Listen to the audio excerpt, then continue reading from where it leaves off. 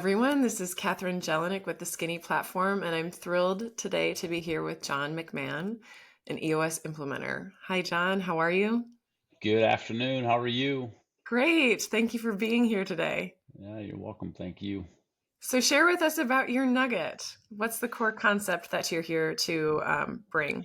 Well, thanks for the question. So my nugget really is the emotional connection between the core focus and the 10-year target, or what we ultimately end up calling the core target, which is the big overarching goal for the business. And somehow during my discovery as an implementer, I realized that the emotional connection that an organization can manifest once it's clear on why it does what it does, its purpose and its passion. When that's super clear, which of course is part one of two parts of our core focus, what we are in love with doing organizationally, when we're clear on that and it connects or helps connect people on an emotional level, we can often translate that into what a relatively tangible, really larger than life goal might be that will measure human impact.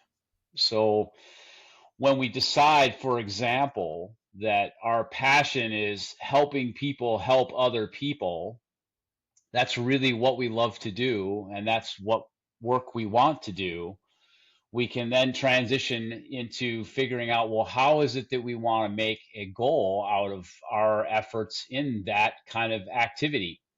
And so the example might be that we want to help a million, help 100 million by some date in the future. So that was a recent client example that came to mind that explained their passion and then quantified what kind of an impact they could have in their market. And the benefit of overall of doing that is that it connects human beings on an emotional level to something larger than themselves. And what I've found is that when that happens, it gets much easier to live and lean on that passion. And of course, that goal becomes something that everyone can feel and sense in their own way. So that's my nugget. I love that. And adding the metric side to that is the place where they can translate that connection to the vision and the passion for it into like, how do I actually move the ball forward in my work? That metric really activates what can I do about it, doesn't it? It can.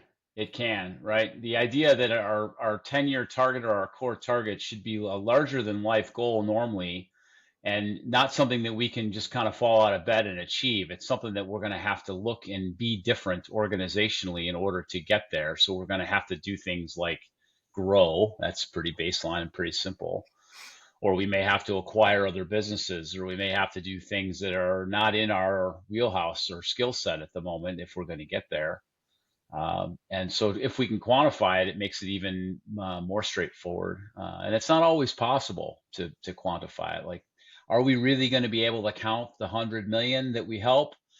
Well, maybe yes, maybe no, but ultimately it's the concept and the idea behind it that really is the important thing, and not necessarily the complete precision of the number. Although in some cases you can, clients can really dial it in. And that most important concept and idea behind it is really bringing that passion that connects the people to the vision and carrying that through. Is that correct? Would I be saying that correctly? I think if you were one of my clients, I would be giving you a little gold star on your notebook. Yes, that's Okay. exactly right. That's exactly right. One of the things that we find in our work is that oftentimes we approach things from a rational, logical point of view. Nothing wrong with that, right? The idea is that information and data can inform people about what we're doing, but emotion actually moves them. And so we're after that. We want everyone to have an emotional connection to why we're here so that they can feel good about the tough days that are going to be required of them to pick up the oar in the boat and help us row in that direction. Because some days we don't feel like it, but knowing that we're connected to something that's emotionally relevant to us can oftentimes be the secret sauce. How do you help create that emotional connection for a client? Have you had a client where that wasn't obvious? and you had to go digging for it? Yes, for sure. In fact, one of the things we talk about in this process is that sometimes this emerges right away, and sometimes it takes 3 years to kind of come out. What I've also learned is that giving them permission to share or be genuine with themselves about why they do the work that they do beyond the money that it produces um, can take some time for some people. It requires a level of vulnerability that we frankly encourage, but don't often receive early on in an engagement with the team. It's just something that's new and different for them. So that's kind of in the first place. In the second place, there, from a facilitation point of view, one of the things that can help is we are all, as humans, we're all storytelling animals. That's kind of how we connect with others, right? Back when we were, living in caves, that's how we communicated everything was, around the campfire, around the meal, whatever it was, a shared experience through storytelling. And this is really no different than that. And so often when I have clients that get stuck on this or struggle with it a little bit, I just ask them to share with me a story about a time that our organization had a big impact on their particular market or their client or their customer or whatever the case may be.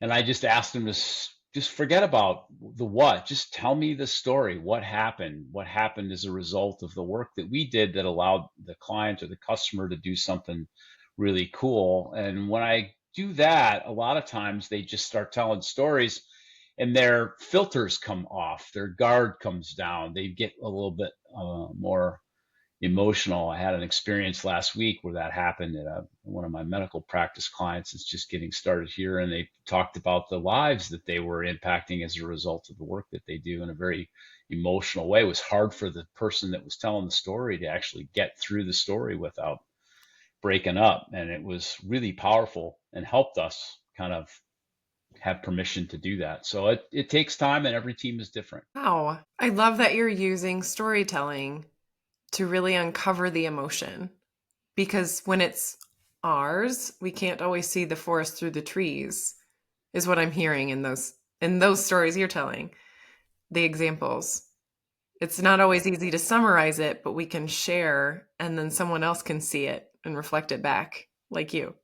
Yeah, that's exactly correct, right? We don't often see our own selves inside of our own story, but we always see ourselves inside of others' stories, right? So that's a truth.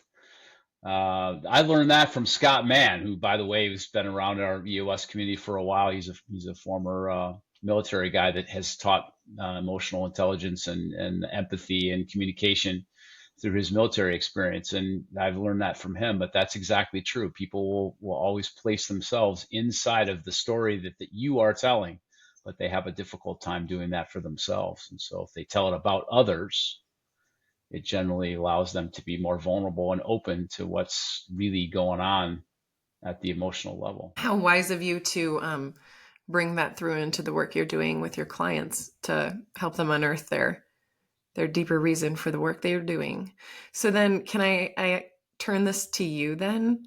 What is your deeper reason for the work that you are doing? And do you have that big number associated with that can be tied to your core target? I do. I Okay, do.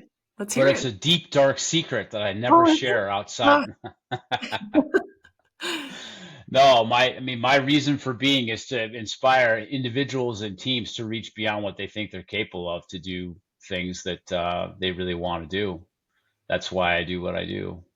What I'm trying to accomplish over a period of time is I want to impact uh, 75 different companies before I'm finished uh, to do that exact thing.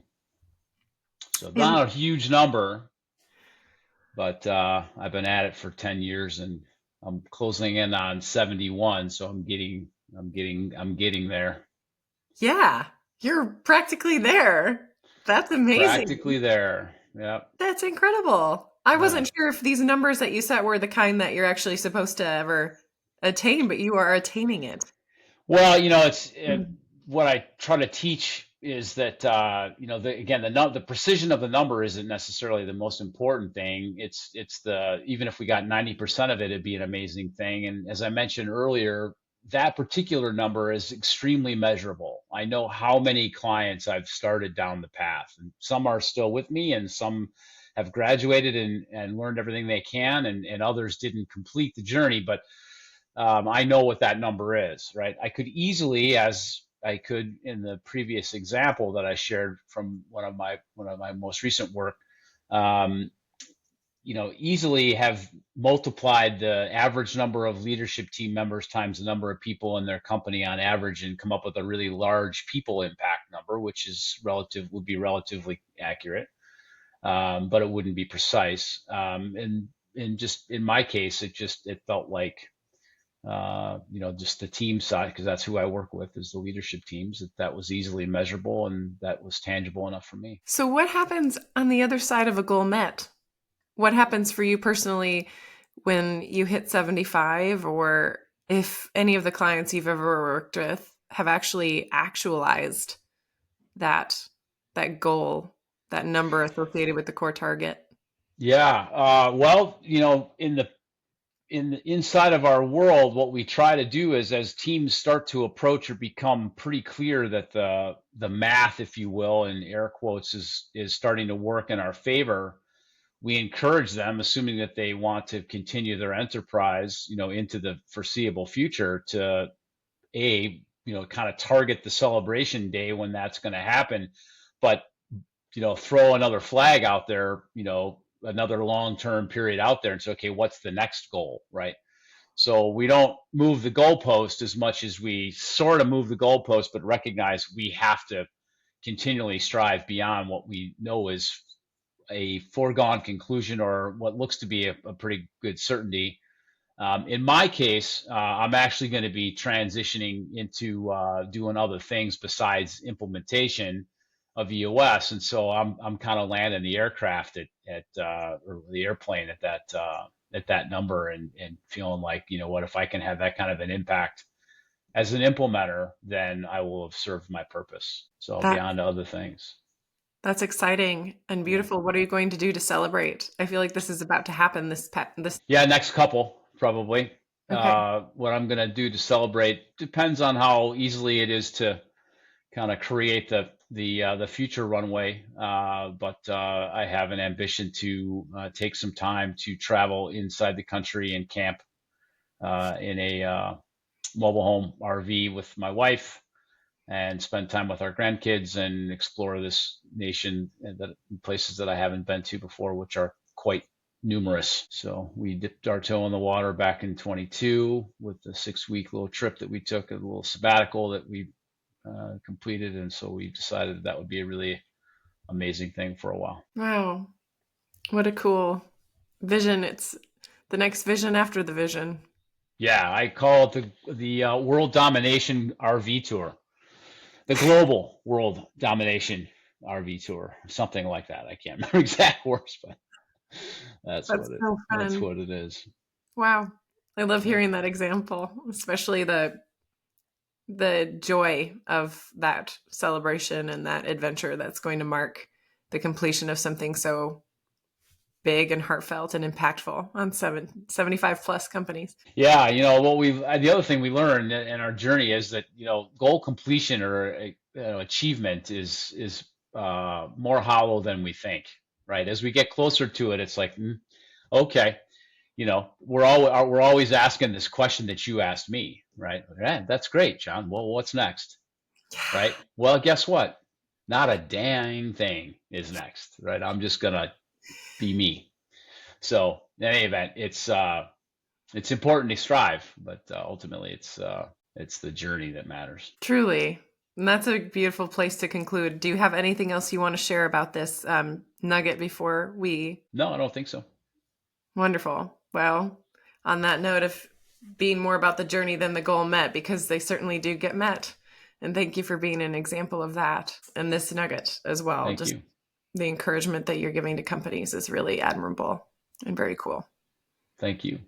All right. Well, take care, John. Thank you All so right. much. See ya. Yeah. Bye.